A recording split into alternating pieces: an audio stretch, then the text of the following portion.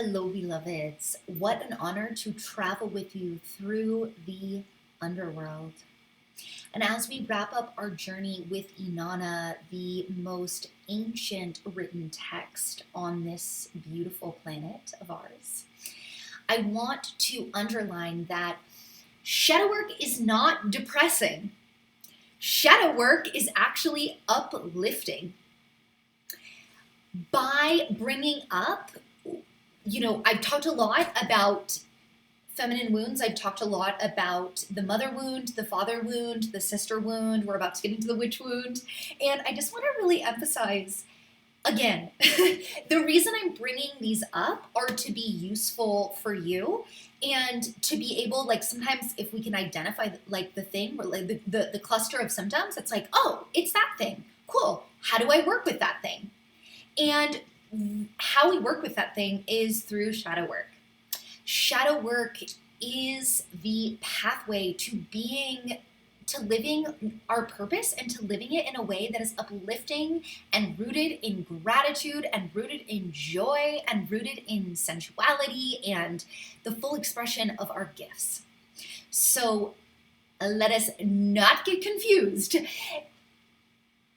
The cultural misunderstanding of shadow work and grief work is that it is negative. It is not negative.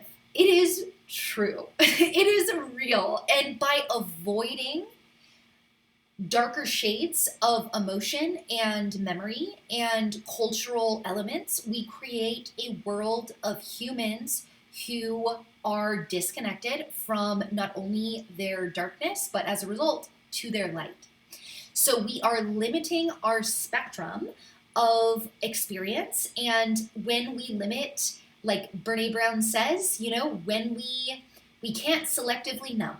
We can't selectively numb pain, discomfort, and anger without also numbing joy, pleasure, sensation, love, our capacity to be in full, authentic truth with our people. These are two parts of the same coin. We cannot have one without the other.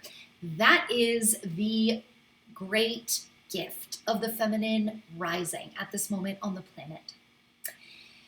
So, towards that end, I want to give you the quote, "Pain pushes until vision pulls." So actually, shadow work is the opposite of getting stuck in depression. Depression is when depression or anxiety is when we don't actually create space to feel our feelings. And as a result, they come up sideways in all these fucked up ways. This is true also of grief and anger. When we do not process challenging emotions, they will arise in ways that detract from our life and detract from our capacity to offer ourselves to others. They often, for women, they often show up as either, internalized masochism, like controlling our bodies is a really common way.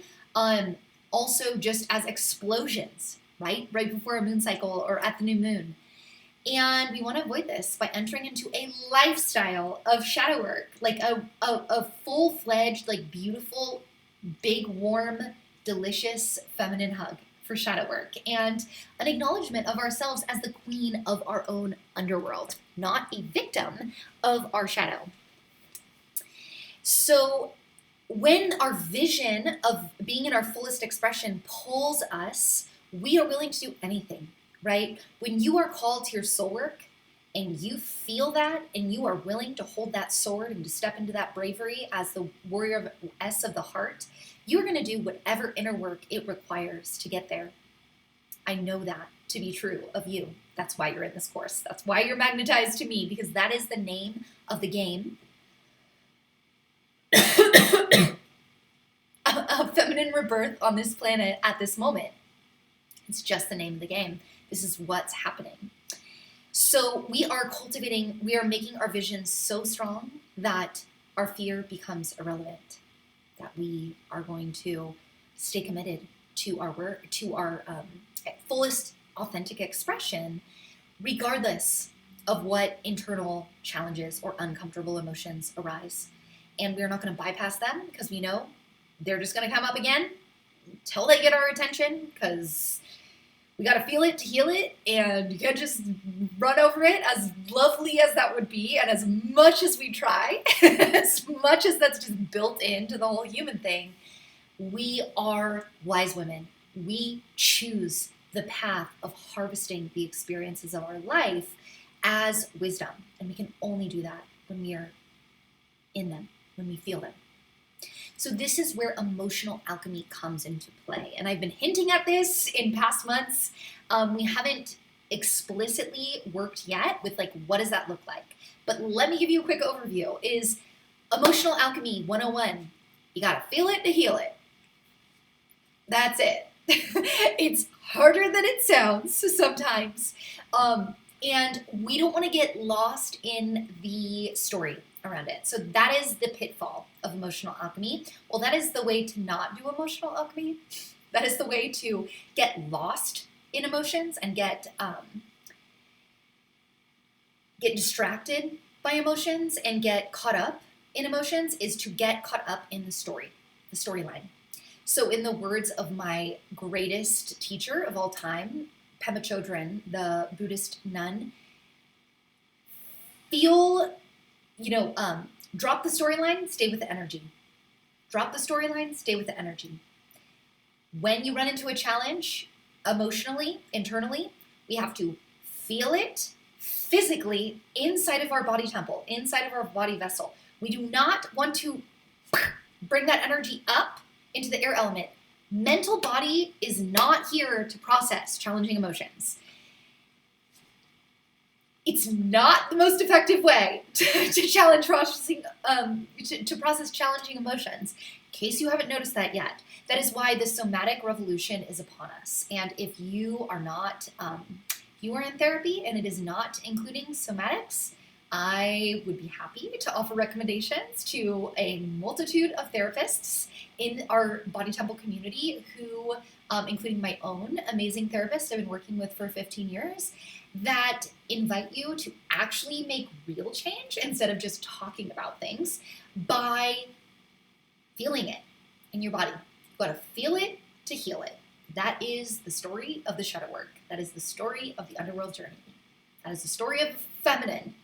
We process the world through our bodies, through our sensations.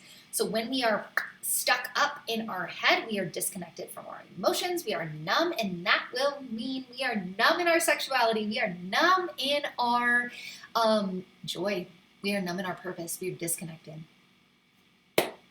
God, such big, profound truths. It feels really good to lay them out in these like 5-minute versions. And it doesn't mean we've mastered them to hear them, right? Like, this is a lifetime journey. It's a lifestyle of shadow work. So I want to close up with about the dark goddess, and to really underline that the wounded feminine and the dark feminine are two different things. And I want to be clear about what the dark feminine is. The dark feminine isn't like all about anger and sadness and like things that suck. That is not what the dark feminine is. So I want to dispel that myth in case that is what's alive in the collective. If in case I didn't make that clear, the dark feminine is dark like winter is dark. The dark feminine is dark like a storm is dark. And a storm has a purpose. A blustery wind has a purpose. That purpose is to clear away that which is no longer alive, that which is no longer full of juice and life force. The storm sweeps through and it uproots an old tree. The storm sweeps through and it takes the leaves off the tree that are ready to fall and brings them down to the ground. And once they're on the ground, they're ready to compost. Once the rain comes, like the dark feminine is like the rain. The rain comes, it starts to compost the leaves, it nourishes the soil. The winter comes and it gives us an opportunity to turn back inward and to rest and to take a refuge in our soul and our dream work before the rebirth of spring comes. This is what the dark feminine is. She is the blood. She is the renewal. She is not embracing the dark feminine does not give you the permission slip to be a bitch. Let me say it again. Embracing your dark feminine does not give you permission to be a bitch. I really don't like that word because it's a reference to a female dog, and female dogs are amazing. And it's weird that like has become a negative term, so let me just take that back. But also just underline what I was meaning is that in this, being an angry person has nothing to do with the dark feminine. In fact, if you are staying stuck in anger, depression, or negative emotions, or complaining, or any of those other pieces of the victim triangle, or any of those other pieces of the feminine wounding, you are avoiding your shadow work. You are avoiding the dark feminine. You are not in a full embodiment and expression of the dark feminine. The dark feminine is not the wounded feminine. These are two very different things. So let me talk a little bit about how we can discern between those two things, and to say that we're bringing into the heroine's journey, which is different from the hero's journey. We have Joseph Campbell giving us like the lay of the land of what is a story. Odysseus goes on the journey, he slays the dragon, and then he comes home, he's different. And then there's resolution and peace. So the feminine journey is not a linear journey. It is a circular journey. It is the journey of the moon. You can see that graphic here in your content. That feminine journey is the journey of meeting our underworld, integrating our underworld, and becoming more full as a result. So while the masculine slays the dragon, and let's just remember the dragon and the snake and the reptile has always been, in the universal myths throughout history, has been the symbol of the feminine, and only in patriarchal times has there been the myths of slaying the dragon. That is a patriarchal mythology. The feminine in the heroine's journey doesn't slay the dragon, she rides the dragon.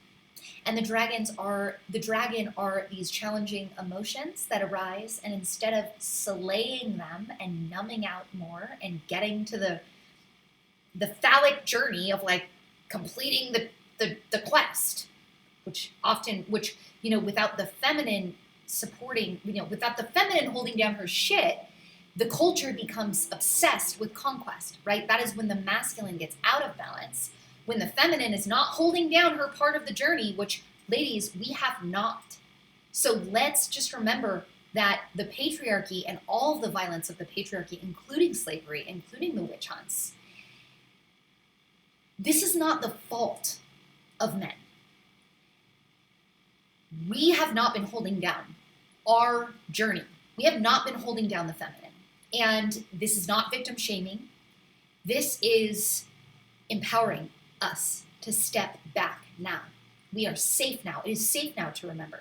It is safe now to remember that there is not only that masculine, linear, phallic hero's journey, but the heroine's journey of not slaying the dragon, but riding the dragon. That is to meet challenging emotions and to take that underworld journey within ourselves, to resource ourselves in community, in sisterhood, with our beloveds, to speak our truth, not to get lost in story. So here's where the emotional alchemy comes in, not to get lost in the mental body, finish the journey, go to the thing, but instead to descend into our womb, to descend into our body, to descend into our embodied experience, and to ride the dragon, to ride the feminine, to feel sensation, to be alive, to welcome the life force, to welcome Eros, to welcome the feminine of embodiment. Heck yeah! I am so grateful to be in the underworld with you. It is, again, I want to reiterate, this is not a depressing thing. This is like the spectacular, grateful, rest in the pure trust in spirit and your highest self and the miracle of life. That is what the underworld journey is. So grateful to be on this brave path with you. Beautiful warrioress of the heart. Beautiful alchemist. Beautiful dragon rider.